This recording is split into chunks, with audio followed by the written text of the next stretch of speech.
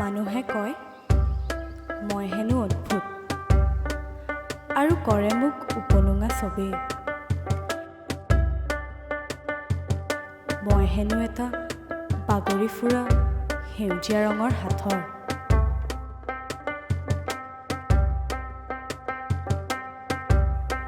কিন্তু নহওঁ মই এটি মাত্ৰ কৌতূহলৰ বস্তু। মই হ'লো দুখ মই অনুভৱ কৰোঁ। মই নিসংগ, তাৰ সোৱাদ মই পাওঁ।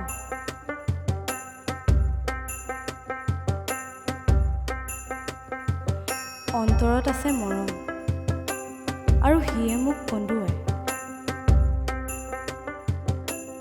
মই ঘূৰি ফুৰি বিচাৰি ফুৰোঁ এখন ঘৰ।